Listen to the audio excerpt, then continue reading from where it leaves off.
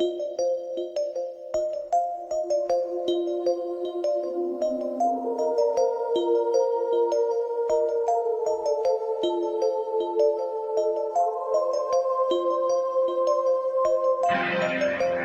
are listening to And If Love Remains, a unique show spotlighting people, ideas, science, culture, and art. Your host, Mike Lovett.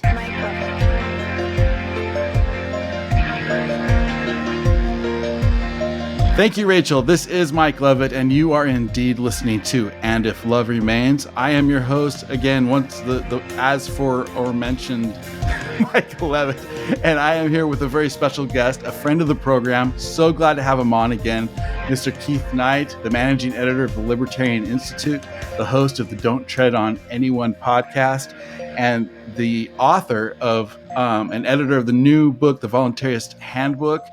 So glad to have you on, Keith. Thank you for having me, Mike. I appreciate it. Oh man, I'm really excited to have this conversation and talk about all the things that you're doing and working on, especially this book, the Voluntaryist Handbook. I just want to get a few things out of the way. First of all, because I know when people hear you talk about this, and as we discuss this, they're going to want to get this book. Where's the best way that you want people to pick this book up and find it? LibertarianInstitute.org. You can look at the book section. There's a button to click on, right there, a link rather to click on, and you'll get an option to purchase it through Barnes & Noble, Amazon, or you could download a free PDF from archive.org or odyssey.com. We really wanted to make this freely available. This way, anyone who is interested will easily have an opportunity. And of course, I was granted the copyright. So anyone who wants to copy any part of the book, please do. We see it as just playing a vital role in the quest for freedom. Absolutely. This is a really important tool in the liberty movement, and I'm really, really happy to talk to you about it. And there are a few guys having you on before and hearing you speak to other people. I heard you on the Tom Woods show not too long ago, and there are a few guys that has kind of the depth of knowledge and knows their stuff like you do. So this is going to be a lot of fun, man. I appreciate it. Thank you. Yeah. First, because I'm interested in this stuff. I'm a weirdo this way. I'm really interested into dedications and things like that. Who is Edward Stringham? Edward Stringham, I believe, wrote chapter 15 of this. Yes, How Private Governance Made the Modern World Possible. So Ed Stringham was one of the first videos I came across on learnliberty.org when I was sort of just going around researching what are some of the competing political views of the world. And he sort of has this specialty where he will make a theoretical claim that kind of sounds bizarre. So we'll start and say, I think that instead of having a monopoly state, I think if there were voluntary organizations, they would sort of come together and work together and provide goods and services and have, a system of governance where there were rules and standards that could be voluntarily imposed. Or only coercively imposed in defense against aggressors. And it gets you in a way of thinking, well, that sounds like a nice theory, but it's a little pie in the sky. And then he goes, well, there's actually ancient merchant law, which was, all these countries in Europe, France, Italy, Germany, Russia. The reason people were able to travel and trade without there being one king of all of Europe is because they had developed patterns of exchange rules and standards of their own. And if people didn't meet those standards, then they would disassociate with them. And this was merchant law. So then the viewer's saying, okay, that was then, this is now, the world is so much more complex, that could never happen. So he goes, well, instead of, us having voluntary security organizations and they're always going to war, the reason that they would work together is because it's in their financial interest to do so. So, for example, if you have a website, Zencastr.com, and you have a different company called Google, they might work together so you could use Google Chrome and go to Zencastr. And then another company, Apple, would have a computer and you're able to use that. And then another company would have a microphone and they would work with them to make sure it's all compatible and the same customer can use all these. And then a different company, CenturyLink, can provide internet. So this all works, this all connects together. So notice that he takes you from theory to history to the present and says, not only is this realistic, we see it in every single part of our day. So because Ed Stringham was so brilliant in getting people both on theoretical, moral, historical, and practical grounds, I said, gosh, he really is the guy to dedicate this to, because he was definitely the person who made me go from anyone who believes in something like voluntarism is a complete moron. I don't even know how they put their shoes on the right foot in the morning. And then probably after like 1 hour of listening to his videos and stuff, I said, this is an extremely reasonable position. So that was one of the biggest moves. It's not like, I said I'm fully convinced, but I said, wow, I am very open to this. Whereas if you would have asked me an hour ago, I would have said this is completely stupid. Because Edward Stringham is so good at that and getting at the heart of one of the biggest objections, law, state, security, and society. Yeah. I said he is the one person I would like to dedicate this book to. That's wonderful, and it's great. I love those historic examples are really, really important because they do draw us back to thinking, like, first of all, it reminds us that our ancestors weren't as dumb as we always as many, especially on the left, claim they are, and it also it there's wisdom in things like well, let me give you an example. Paul in the New Testament. I mean, there's a reason where sometimes he would invoke himself as a Roman, other times as a Jew. He was both, and he was able to maneuver those affiliations seamlessly and to his own advantage. And you see that in the medieval world where people would have associations with the church and with the king, but also with their lord, also with maybe their guild. And you would instead of binding them down, it actually gave them a modicum of freedom to allow them to maneuver in society. Nice. Yes. The ancient wisdom, very often unappreciated. Absolutely. Now, kind of more of a general question, and the Voluntarist Handbook. A voluntarist, I like to use that word when people ask, what I believe is a political philosophy that kind of fits me best. But if I'm in a snarky mood, I'll say an anarchist.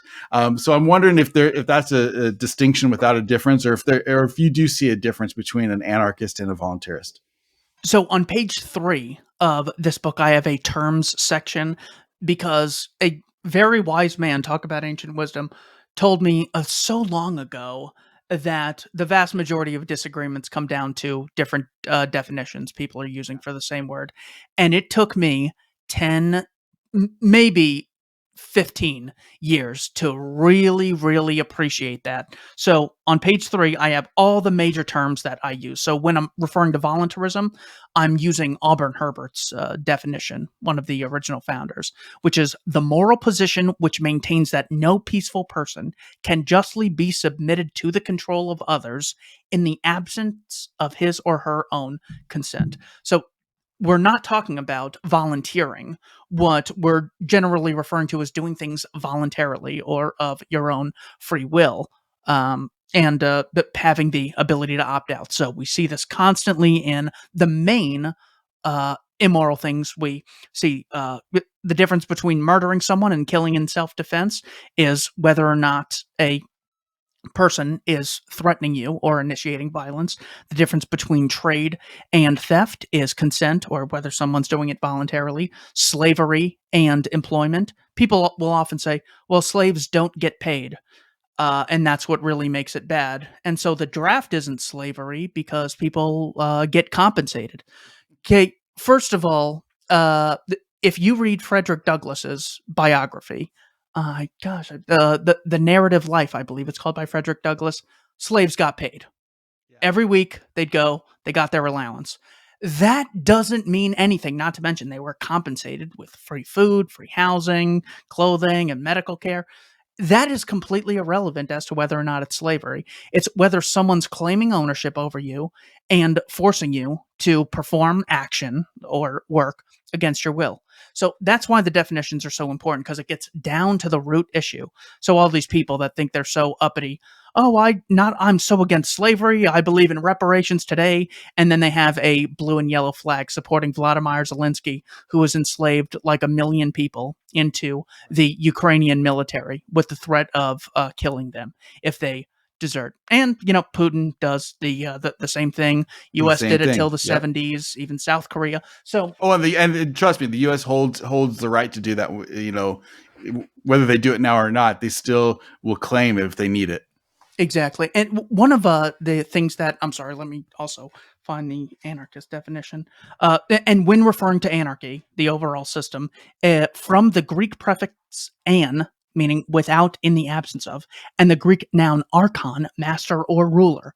Anarchy does not mean without rules. It literally means without rulers, without masters. So the difference between a master and just someone who is very influential in your life is whether or not you voluntarily associate with them. If you look at a lot of people who have drug or alcohol issues, they voluntarily render themselves unto what I guess a progressive would call a dictator, which is they sometimes will go to a place and they say, there's no drinking, there's no drugs, there's bedtimes, there's check-ins, we get to go through your stuff, and all that's legitimate because that's what that person feels is best for them at the time. Some places don't even allow cursing. So you might think, oh, that's evil tyranny, and that's the same thing as, Joseph Stalin.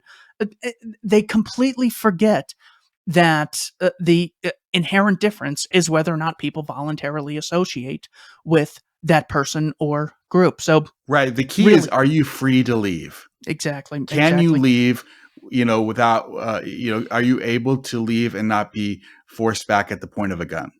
That's why it's just so adorable to see Noam Chomsky say, corporations are basically, you have basically as much freedom as you do in a gulag. Basically as much freedom. It's the fact that he says that with a straight face and he's a serious intellectual. It's like going over to someone's house. That's basically kidnapping. Yeah. Going on Mike's podcast, it's basically slavery. I mean, it's work, and then slaves work. So it's really the same thing. Chomsky has to be one of the great scammers of all time. It's like he's really good at linguistics and said some very heroic things like 50 years ago with regards to Vietnam, Laos, and Cambodia and the indiscriminate bombing and this horrible nonsense. So it's like he was good a long time ago, and therefore people assume he's good forever on all issues. You see this today with Neil deGrasse Tyson and Sam Harris. They are for sure. great in very narrow fields, and whenever they get out of those fields, they have to be dumber than the average person because they're so overly confident in what they're saying. There are so many people and those three that you've mentioned in particular that I would consider as idiot savants. Like, in their narrow field, they're absolutely brilliant, but holy cow, you get them outside that field and they sound like my 5-year-old. If I had a 5-year-old right now, 5-year-olds are way more humble than these pieces of trash. I mean, literally. I don't know what's so freaking terrible. And this is one of, oh God, I got to find this quote. Chapter 50 of the Voluntaryist Handbook is just like 200 quotes that I've come across and that I just love. I don't know why some people can't just say, oh, you know what? That is not something I have looked into. I'd have to give it some thought. Whereas, like, if I think of all the things that I don't know much about at all, they would be growing food, cooking food, how water comes to be clean and drinkable, air conditioning, housing, how things are built. So in other words, like all the things necessary for life, I don't know anything about. But these people can't just admit that they haven't done research on antitrust laws. It's like, well, why is that so terribly difficult? And then, of course, they're always saying, "Oh, well, the science says," or something like that. And I go, "Would you really buy it if I just said, well, the economics says, Yeah. yada yada yada, and the conclusion is I get a ton of power over you"? Would you just But the blindly ever believe that trash? But the problem is there's too many people who still believe the media, and because what's the definition of an expert? The expert is somebody who lives 100 miles away with a briefcase, and the media treats these people as if they're experts on everything, and so they prop them up, and people say, well, Fauci said this, or Harris said this, or so and so said this, and it's like, wait a sec, we've got to be able to think for ourselves and figure this stuff out. And that's what I really appreciate about the political philosophy of voluntarism is it does put, the buck stops here. Like if I make a decision that's poor, that's gonna have consequences towards me and mine. And so it's important for me to have a conservative lowercase c outlook on the risks that I take, and how I govern my life. And so because if there's no, and then of course there comes, okay, so what are the affiliations that we associate with? And most people would think of, well, state or county, federal, and no, the if you really think, when the buck is on gets down to it, it's going to be family, church, friends, neighbors. Those are the people that will stand by you. When I guarantee you, the person that will not stand by you is the guy in the blue suit who's pulling you over for not wearing a mask. Yeah, really. You could just ask them to fulfill the protect and serve obligation, and you just start giving them orders. I mean, Yeah, you're here to serve me. I pay your salary. I'm sort of like a customer. Not exactly how I get treated when I'm a customer at a restaurant or a customer at a supermarket. right. So, okay, so one of the big things is, all these criticisms about government, yeah, they apply, but there's a solution, and what you do is you get people informed.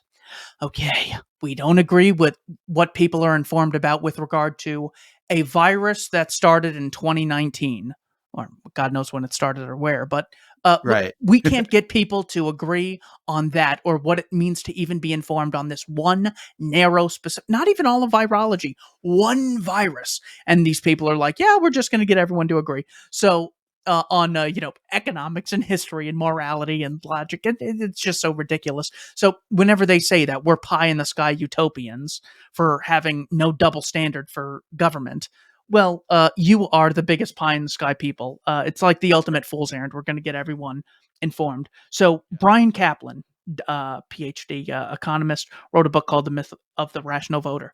I took a quote from him, and here's page 283 of the Voluntarist Handbook. He says, "What voters don't know could fill a university library. In the last few decades, economists who study politics have thrown fuel on the fire by pointing out that, selfishly speaking, voters are not making a mistake. One has so small a probability of affecting electoral outcomes that a realistic egoist pays no attention to politics. He chooses to be, in economic jargon, rationally ignorant." So you could spend 1,000 hours of your scarce time on the planet researching whatever, climate change, the minimum wage, antitrust laws, agriculture subsidies. And if you take all that time, you still get like a 1 in 5 million vote. God knows if it's even counted.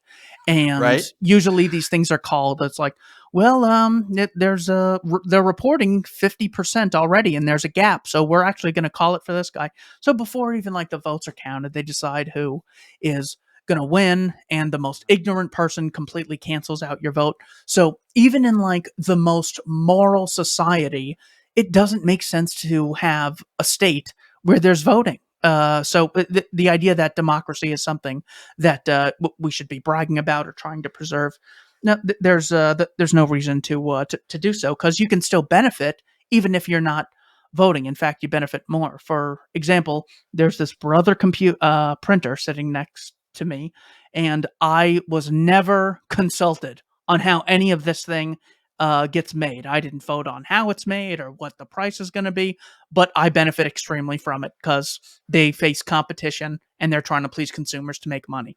So the idea that, well, we need a government democracy because we need our preferences represented. Preferences are far more represented in the free market than they are anywhere else. Yeah.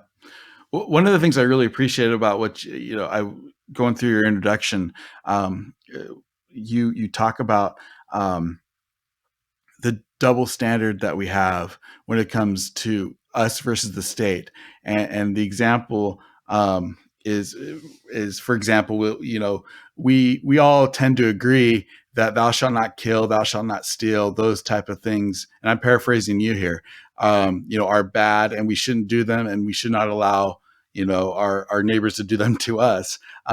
However, we seem to give a pass on those things to government, and it's really and on its face, I mean, if just said that starkly, people might go think, well, what do you mean? And everything that the government does is either incarceration, theft, or murder. And so just take those three broad moral issues and say, okay, what is good for me is not good for thee, type of a thing. Like, I love that you point that out, that there is a huge double standard and hypocrisy with how we think about ourselves and the morality that we have, and the government and its quote unquote morality.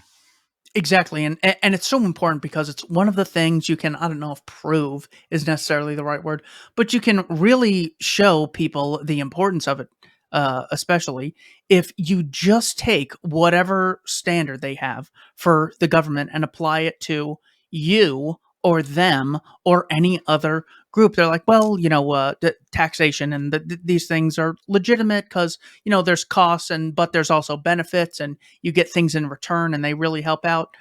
Any group that taxed trillions of dollars every single year would benefit by definition, even if they lit all the money on fire. That would help with inflation. It would lower the money supply. So each dollar would be more valuable for savers. So the idea that you can't just apply anything. There's not a single thing you can apply that makes governments unique to any other organization where people are like, oh yeah, that's totally legitimate. Or else I would just issue taxes for a living against all the people who downvote my videos or Yeah. have said something to me that I didn't like on social media. I'd say, all right, well, I'm taxing 10% of your income. You don't even need to like straw man them or do a reductio ad absurdum. I'm just going to take 10% of your income every year. You don't give it to me and I'm going to cage you. And in exchange, I'm going to create or fund libertarianinstitute.org, which is a free educational library of history, economics, philosophy, logic, propaganda analysis, videos, podcasts, blogs, articles. So I'm creating something in exchange. So you now don't get to complain when I issue taxes or the Catholic Church issues taxes. Have you seen some of the cathedrals the church has built? They're absolutely beautiful, and they benefit all the people who live near them because they attract tourists and everything. So Catholic Church gets to issue taxes. Goodwill provides entry-level jobs and products and services for a lot of poor people. So they benefit society, so they get to issue taxes. Amazon certainly helps the poor by increasing their access to goods and services and giving small business a place to increase their sales. So everyone gets to issue taxes. And the second you hold the same standard for anyone else that people hold the state to every day, that's when you see the pushback. Even though 2 seconds ago it wasn't a big deal, and actually you're kind of like cheap for opposing this. Like, just pay. Everyone else is doing it. Just get over it. But then the second you try to do what the state does every day, all of a sudden it becomes immoral. It's like, hey, violence is a part of life. War is hell. So, you can't get too mad at the military for murdering people. All right, then stop getting mad when there are so-called shootings that take place. Violence is a part of life. Life is hell. Things happen. Nothing you can do about it. But there's still innocent people dying, regardless of whether it's a private citizen, a group of people, a group called government, or a group called Mexican drug cartel. Same principle applies. Yep. Absolutely. And the truth is there is no difference between the mob running a protection racket and the police. Yeah, exactly. Morally, intellectually, you can't. There is no difference. Um, hey, really nice car you got here. Do you have the right paperwork on it? Let me see. I hate if something were to go wrong with that. So one of the questions that comes up is, well, why don't people get informed? It's in their interest. They want a good government, which we answered earlier, because the cost of getting informed is very high and the positive effect you'll have is almost non-existent. So what is it that's really driving this political thing? Why is it that these people are getting mad and screaming by the thousands about something that they don't have like the basics on? So on page 277, I quote Robin Hanson. He says, political behavior, it's Robin Hanson and Kevin Simler, excuse me. Political behavior is largely driven by coalition loyalty, wanting to appear loyal to the groups around us. It's also, in many ways, a performance.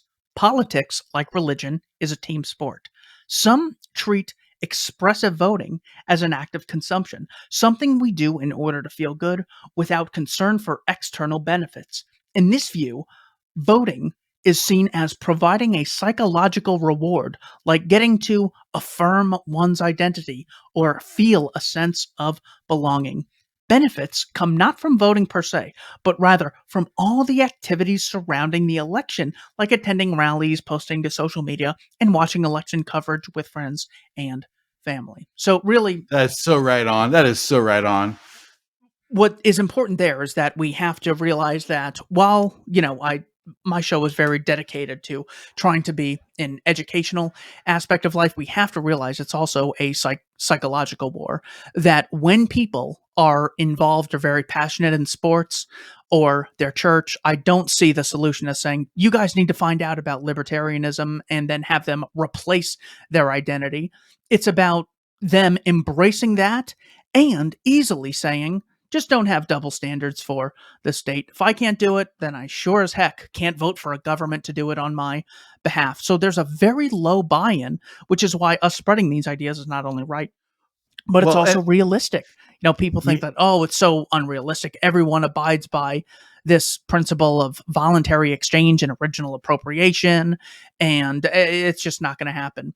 Also, by the way, everyone is going to follow thousands of laws that are thousands of pages long that even though the courts don't even agree on how to implement the laws or what they actually say, but yeah, everyone's going to agree to that, and then everyone's going to get informed, and we're all going to read the laws, and we're all going to vote. They have the most unrealistic ideology maybe ever. And they call us unrealistic for just saying, don't have double standards. but Keith, I think you nailed it. If we, realizing that your strongest bonds are not with a flag, are not with a federal government that's thousands of miles away, not even with the state government that's hundreds of miles away, not even with the city government that's tens of miles away, but your strongest bonds are with your family, your neighbors, your associations, the people that you work with, your religion, and that those bonds are far more important than your party, than your political affiliation. Like, those are the important things that when you're on your deathbed, are you going, oh man, I get, unless you're Andrew Jackson, I killed the bank. No, but are you thinking, are you thinking, oh man, if only Trump would have won in 2020. I mean, who does that? Yeah. But when we compare that with how we treat our day to day, where we're listening to Glenn Beck, where we're talking about who's the Speaker of the House, I don't even know, because somehow that drama, that that political theater, like just is like a virus in our mind, and we forget the things that are truly important. And I think as libertarians, as people involved in the liberty movement, it's really important that we help remind people that no, your neighbor who is sick is the person that's really more important. Oh yeah. Being able for you to grow a garden in your front yard is really way more important than the state having their little law about that. Do you see what I mean? Like it's that's is a one, not, there's a lot of keys, but that's one of the keys, I think, to helping people realize or open their eyes to the idea that, we can't be under this rule anymore. Yeah. Well, and the reason that it's so important for us to appreciate is when we say, that basically everyone, regardless of race, nationality, geographical area, should embrace at least this principle of voluntarism. That's not being an imperialist or saying we therefore need to control the entire culture. It's having basic frickin' standards Yeah. for everyone, not having double standards.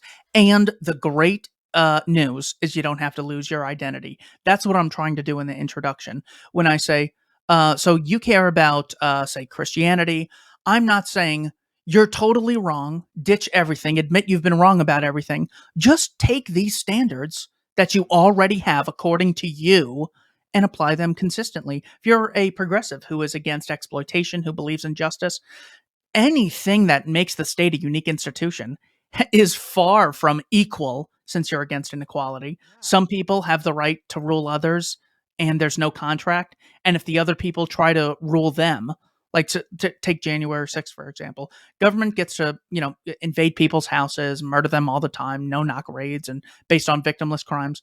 But some people going into the Capitol without a written permission slip for a couple hours was like the greatest tragedy. CNN has a documentary on the 2-year anniversary. I keep forgetting to watch that, by the way. Adam Kinzinger said this was just unreal. It was spellbounding. And I go, it's going to be the greatest piece of propaganda, maybe. Since, gosh, what was the last greatest real piece of propaganda? I Had don't to have know. been something that in Obama It had to be something campaign. 2001 related or something, Oh yeah, that would probably top it. I guess it was just because I was first like getting interested into politics when Obama was going, so that's like Oh yeah, my yeah. so that's my sort of reference point. But just watching an SNL skit last night of Joe Biden debating, Tina Fey as the Sarah Palin character, it was just like so. Even as they're trying to make jokes about it, it's like, look. Biden and Obama are the professionals. Palin and McCain are so obviously ridiculous. It's not even close. We got to get the adults in the room. And then Obama wins. The Democrats get the House. The Democrats get the Senate. And they're just more miserable than ever. The one thing that they passed, Obamacare, they never brag about. I mean, they never work it into any conversations because it It increased failed. the cost of healthcare because it outlawed competitors and tons of people lost their insurance even though we promised they wouldn't. So that's another one of the amazing things is that you can give so people funny. all the wins they want and they're still miserable. Absolutely. If the Obamacare thing is so funny. I remember I wore a costume for Halloween that year. It was the error 404 no costume found error because of all the problems with the Obamacare website stuff. And, Yes. Yeah. And Zach Galifianakis had Obama on his show Between Two Ferns, and Obama works in a plug for Obamacare, and he's like, "Well, I will admit," and I like stopped time, and I'm like, "Oh my gosh, is he actually going to say what I think he's going to say?" There are people between 7 and 9 million who lost health insurance, and that was this big scandal. And then Jonathan Gruber came out and said it passed because of the ignorance of the American people, whatever. And Obama goes, I will admit there were some problems with the website at first. It was just so classic. Oh. It's the abusive husband who says, honey, I gotta come clean. I'll admit it. I didn't put oil in the car before 3,000 miles. I waited too long. It's like, really? That's your admission. Oh, that's beautiful.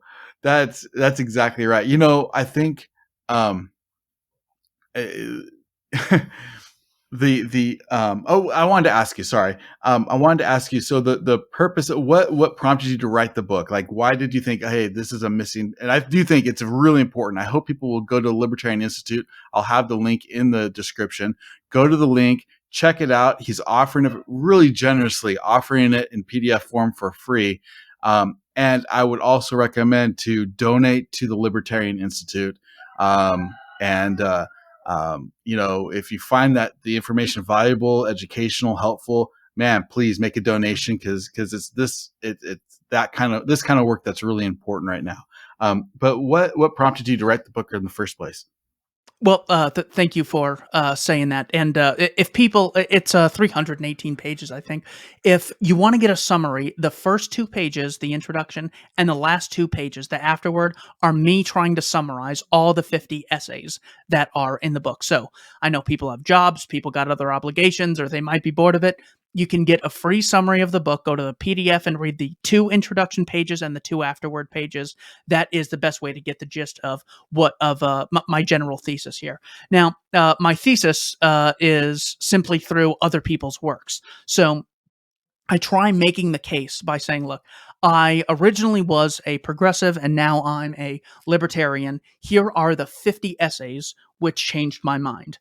And the problem is some essays or books are like really long. So I go, well, should I put all of Bastiat's, 1850 essay, The Law, in there? I go, that sort of goes on. So what I did instead is I took books like The Most Dangerous Superstition, The Law by Bastiat, No Treason by Lysander Spooner, Right and Wrong, Compulsion of the State by Auburn Herbert, and I just have 2 or 3 pages of my favorite quotes from those books. So it's extremely efficient in how you can remember the most important aspects of these huge books that take a long time to read. You get 10 or 20 quotes and you get the gist of what these people are talking about. So because it was, I wanted something that I could proudly say, look, I know you guys had me go to 12 years of your schools and I never got a thank you, whatever. I'm not going to ask you for 12 years of your time and then 4 more years of university. What I'm going to do is ask that you read one book, and I'm going to make it super easy to read. I'm going to take, out all the things that I don't think are valuable. And I'm saying this is, if I could pick one book for everyone in the world to read, that's the book I want to make. And that's what this book is. So Michael Malice really motivated me because he organized the Anarchist Handbook. And I go, gosh, there's a lot that I really like in here. But God, I wish he would do this. I wish he wouldn't have done that. This should have been shorter and this shouldn't have been inserted. And I go, how about I shut up and be the change I want to see in the world instead of complaining about a guy who has done more for anarchism probably yesterday than I ever will. So that's why I made this. That was my general reasoning. One of the questions I ask a lot of the people I interview on my show is, if you could recommend one book for everyone to read, what would that book be? And it's an attempt to, everyone hates the question, which is a bonus because that's fun. Everyone's like, oh, that's too constraining. The problem is that when you're talking to an audience that's constantly getting recommended podcasts to listen to, videos to watch, books to read, articles to check out, that they don't have the time. But if I recommend 5 or 6 books, they don't know which one to start with. But if I say, look, there is one book, I'd love you to read like 50 or 60 that I really enjoy, but if I just had one, here's what it is. And for me, it's that's why I created it, the Voluntarist Handbook. No, I love it, and I love books like this because it gives you like the Reader's Digest version. It gives you like just some really great insights. I had my friend on, Joey Wolverton, and he wrote The Founder's Recipe, which is kind of the same idea, where he's taken the real significant influencers on the founding fathers and kind of compiled them into that book. And it's a really, really important book to see how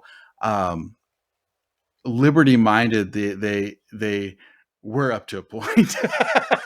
Yeah.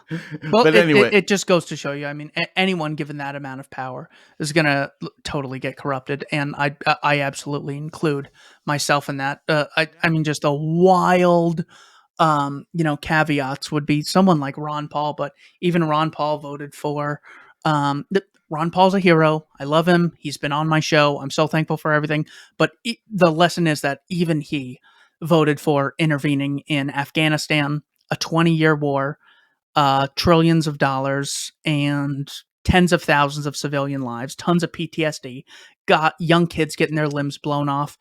And the reality is that the Taliban didn't want Osama bin Laden there. He was a big stinking liability. They were ready to hand him over to any third country. But George Bush admits in his book Decision Points that he only asked that to show their defiance, to rally the world around the invasion of Afghanistan, in hopes that it would be a quick victory and then they could go on to Iraq right after. So even like the best guy, Ron Paul, in the most justified war since the beginning of all wars, Afghanistan, we got to go in because of 9/11, the war was unjust. And whether you look at it from the economic standpoint or the moral standpoint, the Afghan war, the best wars are still unjust. And the best people still are going to make the wrong decision. So, which is why which is why any kind of power like that is unauthorized power. Yeah, it just is. We can't think of it as like, we can't allow people to have that kind of power over us and over, what we're doing there, because you're right. Like, people get put in impossible positions, and unless if there's no, if there's no money to steal in the on the shelf, that money isn't going to get stolen. You know what Certainly. I mean? Like we giving them, even through the Constitution, giving them that power just messed things up and corrupted and put us into a funny house that we've been fighting for, over 200 years. And really, I mean, that's the history of Western of culture, is how do we get ourselves out of the funny box called tyranny? One of the most important, I should stop saying that because I realize I say it so often, it's just fake. If it's in here, I went out of my way because it's important. But Right. there is an essay, short article in here. Gosh, I'm blanking on the name. I think it's called The Power Vacuum Argument by Larkin Rose, page 170. He talks about the concept of warlord. So it's like the idea of, well, people can't be trusted with that power. But the reality is that power's there, always has been, and always will be. What Larkin Rose does such a good job of doing is saying in one way, people are actually quite right about that, but in another way, they are dead wrong. The only reason power vacuums exist is because most people think there should be and has to be a ruling class, a supreme set of lawmakers, a government. If, for example, Washington, D.C. just fell into the Atlantic today, a new government would grow, but not because of magic or human nature or because the universe makes them appear, but because people who believe in authority will keep creating new classes. So it would literally be the equivalent of me walking around in like a Burger King crown, declaring myself king. That's right. I have declared myself king, and Biden has declared himself president. And king, you'd think, is higher than that. So since I've declared it, I must be calling all the shots. The problem is that I wouldn't have the power simply because I don't have general public opinion behind me. So we just are trying to switch people's general public opinion that democracy and the state are legitimate to the non-aggression principle is the standard default, the least you can do to have a society. Talk to me about the Libertarian Institute. What is it, and what's your affiliation with it? I know you're the managing editor, but how did that come about? The story originated with Scott Horton and Sheldon Richman and a guy named William Grigg. They got together and just wanted a place where they could archive all of their research, where they could send people to really get the idea of what true libertarianism actually is. Now, what it is today is a free educational archive, is the best way to think about it. You not only get the news or the other side of things like the war in Ukraine or provoking China in a war over Taiwan. I mean, it's just unbelievable. After they lose a 20-year war in Afghanistan, they're like, yeah, we might have to go to war with China over Taiwan. We might have to go to war with Iran if they start developing nukes, and we might have to go to war with Russia over Donetsk and Luhansk. I mean, it's just unbelievable how crazy these people are. So the Libertarian Institute has a news feed where we try to combat some of the propaganda going on in the press and with politicians. We also have articles that get into philosophy, which give people an important fundamental outlook. So when you hear something like, there's a new plan called the Green New Deal, if you have a philosophical understanding or a historical understanding, which we also try to provide, you are not going to fall for such a scam. The analogy I recently used was, you know, maybe there is a guy in Nigeria who just needs $1,000 now, and he'll give me $5,000 once he gets back to America. But it's such a common scam that is so frequent that there's no need to even look into it. Just delete the email. It's a scam and move on. That is the exact outlook you will have if you properly understand history. You're never going to fall for these government scams. If they were so good and so valuable, people would have funded them voluntarily. But we'll just have a thing that you could chip into. The church is a great example of how people can voluntarily chip in, and the poor can still get access to this thing that's voluntarily funded. So we're trying to change general public opinion by creating a free educational archive at libertarianinstitute.org. You got podcasts, you have videos. Some are 5 hours long, some are 30 seconds long. We have articles, we have blogs, we have a collection of documents relating to the Oklahoma City incident, a lot of important research going on, a lot to do with foreign policy, changing public opinion on the big wars too. It's not just Iraq was a blunder, just like the throwaway line that, I mean, if someone invaded America and was like murdering civilians and killed the president, invaded the Capitol, and then killed the president and had regime change, would we be like, that blunder? No, we'd say this is completely evil psychopathy based on lies, and it's theft funded, and we should be totally resisting this. So we try not to mince words. We try not to waste anyone's time. Some of our articles are very short because we just want to get to the point.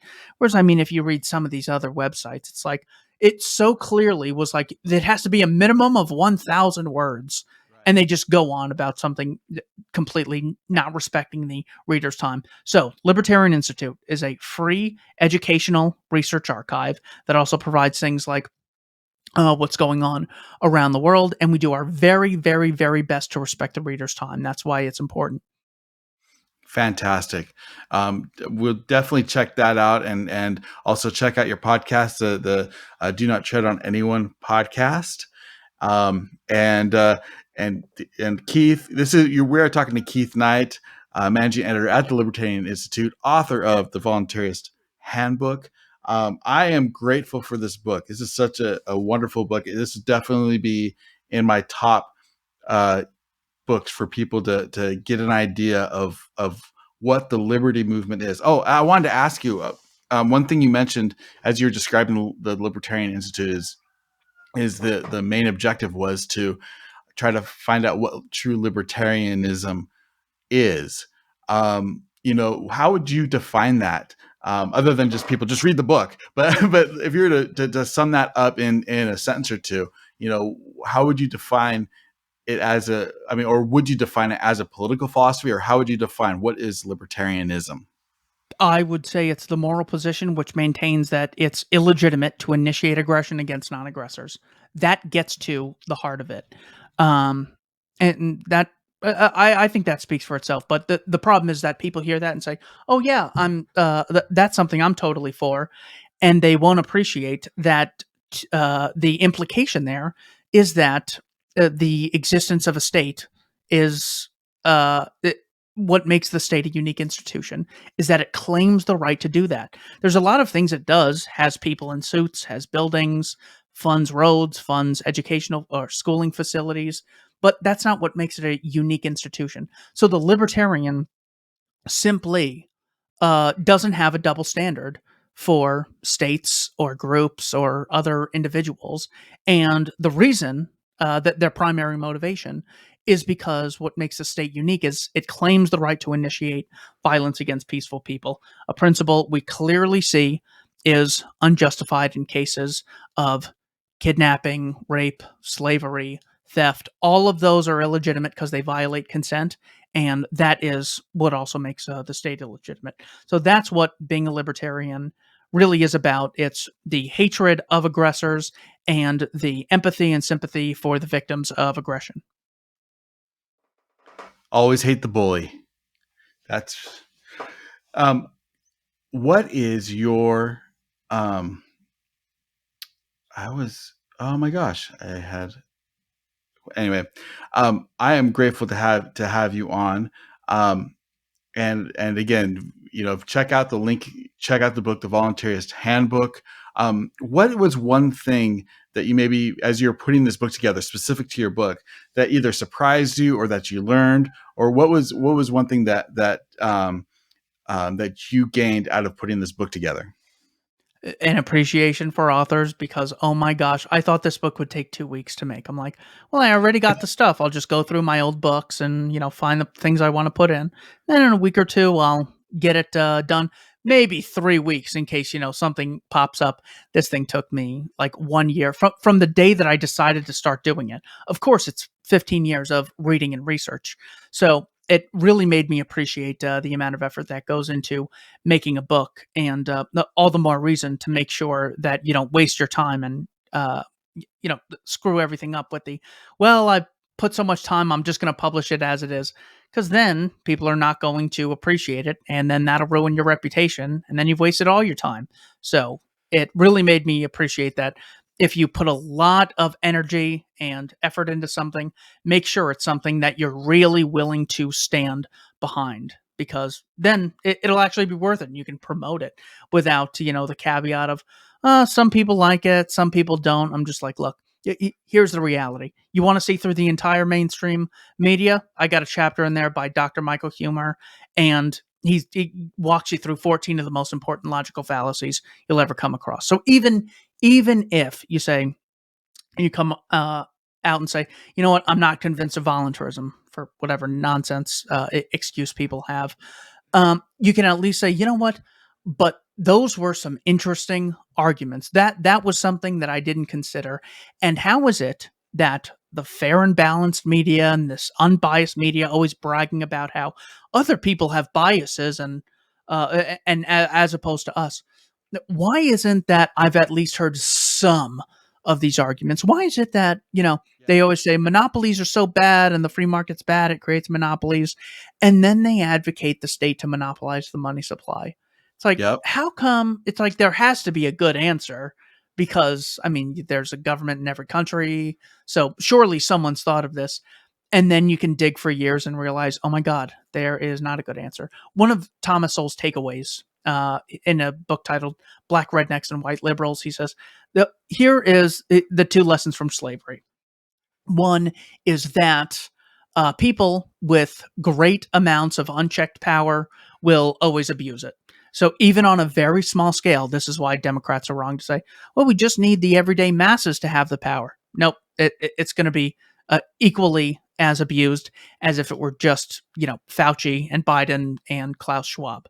So the average person's going to justify killing and enslaving. Look how the average person justifies wars or drone strikes and then salutes the military. It's like, yes, when people are given that amount of power, it's going to go wrong and they're going to abuse it and then justify it to themselves. Second lesson, he says, is how bad things can last for so long, how really, really bad things can apply to a lot of millions of people throughout all of history simply because people didn't care to think or reconsider it. He said most people believed in the legitimacy of slavery because they never really contemplated it since the beginning of time. But once people really started to question it, then its days were numbered, and people had the firing power to resist slave kidnappers and everything. So that's all to say that there are examples of things that everyone has been wrong about for a really long time. and the answer is right in front of them. And I think the next thing that people are going to admit that everyone's been wrong about is the legitimacy of the state. And I think that this book does the best job. I did the very best job I could to really make that case. So even if you're not convinced by it, I still try not to waste the reader's time. Yeah, no, I agree. The next moral paradigm is for people to realize the illegitimacy of the state, and that I pray that will happen sooner than later. But I'm totally, and your book is a fabulous tool. I think another important aspect of your book is it gives people who think like us comfort. And here's what I mean: like when you start reading the essays that you put together and the names that from Walter Williams, Jeff Dice, Rothbard, of course, all these guys, you start to put together these powerhouse names, and realize, and as you do your own, as I've done, let me just speak for myself, as I've done my own research and realized that the really, really, really great thinkers, the great ones, the Thoreaus, the Tolkiens, the Tolstoys, the Emerson, all these guys have at some point come to the realization that some form of anarchism, that some form of voluntarism is the only moral political theory available. Preach.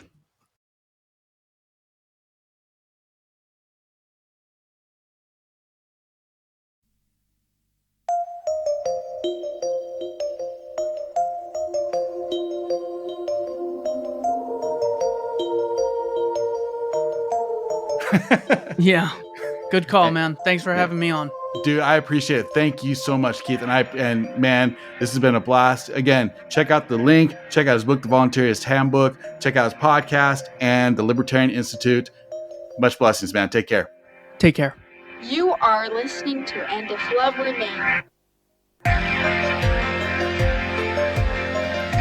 First of 23 installments requested by Dr. Levitt. Trying to be in compliance here because we're taking him and that whole organization